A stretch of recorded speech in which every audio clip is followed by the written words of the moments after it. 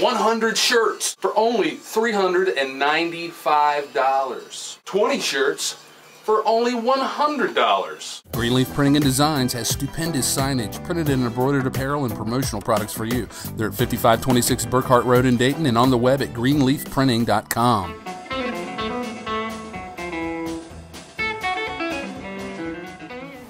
The one thing I can say about Bill Kirchen is he is the titan of the Telecaster.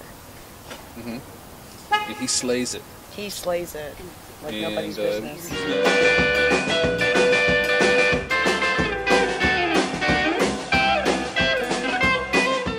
I was just driving by tonight. I had no idea this was going on.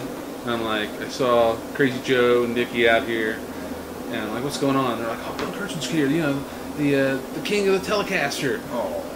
Yeah, they went on and on about you. Oh, cool. And some of the other folks who I like really trust their musical tastes.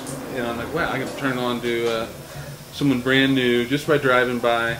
I'm familiar with your music. I didn't know that I was. Mm-hmm. Just tell me a little bit about what you've been up to lately. It was a beautiful, clean sound you're kicking out there. So just give me a little update on your music, what's happening with you, what you really like. The floor is yours. Okay. Well, I'm a guitar player and singer, songwriter by trade. That's what I do, and I've been fortunate enough to do it. Make a living at it for the last 40 years plus, you know. And I currently live in Austin, Texas. I've been there about a year. And before that, I started my career in Ann Arbor, Michigan in the 60s and went out to Northern California. Lived there from the late 60s to the mid 80s. Moved to Washington, D.C. Spent about 25 years in D.C. Now I live in Austin, Texas. Do you ever envision that country music will get back to the kind of purest, whether if it's a different sound than it was back then, away from some of a lot of the stuff I don't recognize as what I think is country music, you know, growing up on bluegrass and, like I said, Merle Haggard, Loretta Lynn. Do you think we're going to get back to that at any time? Well, I think we already are back to it, and I think the thing is these days that things don't go away. There's other things that grow up, and now what's presented as country music doesn't happen to be the stuff that interests me as much as some of the older forms that you mentioned, but they haven't gone away. There's still people playing traditional acoustic mountain music, you know, which is nowadays called old-timey. There's still people playing bluegrass. There's a thriving bluegrass scene. There's a lot of people now playing kind of retro Bakersfield sound in country like Merle and Buck, Red Simpson. So I don't fear for the you know. Anybody younger that you're a really big fan of coming up in that more well, traditional you know, vein? Millions of people. I mean, we just did some work with Ryan Bingham, who had the big, you know, he won a Grammy and an Oscar this year for the song. And I can't think of it. Well, we were talking about. I'm glad you can talk about the mountain music and traditional forms of country. As I mentioned, I think they're not going away. I think that they're such big and vibrant. And I was singing a song there by Hazel Dickens, who was very born in West Virginia.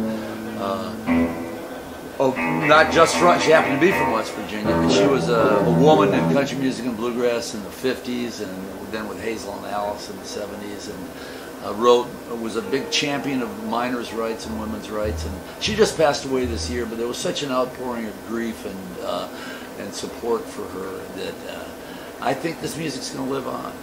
So I think we're okay. I believe it. What are you listening to now? What's in your whatever device that you're listening to music through? It's hard to say because I'm playing so much, and when we travel on the road, we really can't listen because somebody's sleeping in the van, you know, or the bus or whatever. And what am I listening to? I've been listening to some. Oh man, I can't even remember. Just I'll go through periods. I'll listen to Wynn Stewart for a while with Ralph Mooney on guitar, old country music. I'll also listen to some old jazz, you know, traditional Louis Armstrong, Hot 5 and Hot 7. I'll go and hear the Ella Fitzgerald and Louis Armstrong record, and then what did I just buy? I just bought a Black Keys record because I thought those guys were playing neat blues. So yeah, there you go. There's a bunch. You know the guy from the Black Keys, Patrick, the drummer, is Ohio. Yeah, he's from Akron. He's also the nephew of Ralph Carney, a friend of mine, who was the horn player on a bunch of Tom Waits albums, all the best Tom Waits albums. So. And what's that guy's name? The drummer? That's great. Patrick Carney, I believe. Hey, do you know Red Allen and Red Allen's son? I think. Actually, Ronnie Allen, I've met him. He holds Bluegrass Jam on Sunday. Last I heard, I don't know if he's still doing it. It's right Dayton down on, guys, right? Yeah, they're all from Dayton. The Daytons have had a real, big bluegrass scene for a long time. I just saw YouTube of Tim O'Brien doing a song he'd written with, I believe, Harvey Allen. Is that one of the brothers? One of the sons? Yeah, he's the son of Red Allen. And he just passed away a year ago, but he wrote tons of great songs. I really wasn't aware of Harvey, but I knew who Red Allen was. So. I'm also a friend. I'm not sure if you're familiar. You familiar with Chuck Cleaver? No. Yeah, he used to be in he was the head of the Ass Ponies. I heard of them. Isn't Fantastic the Ohio songwriter. players from they're still around. I know quite a few guys who are, and the guys requested me to come and start doing a documentary film about all those guys still. But yeah, the Ohio players, it's like the home of funk.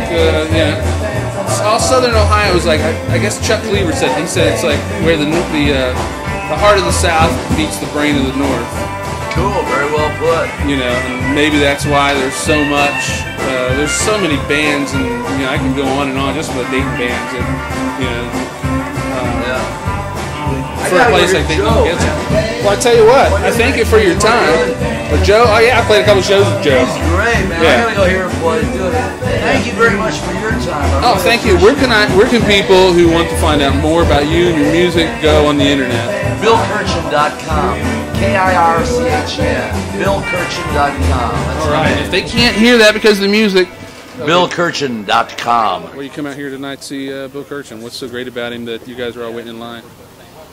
A bunch of us have been coming out here for years to see Commander Cody. Okay. And of course, Bill was in the original Commander Cody and Lost Planet Airmen back in '62 when they did Hot Rod Lincoln. Mm-hmm. And we're just big fans, crazy fans. Like to come out here and scream and shout, listen to some good music. And he's the king of the Telecaster, right? Yeah.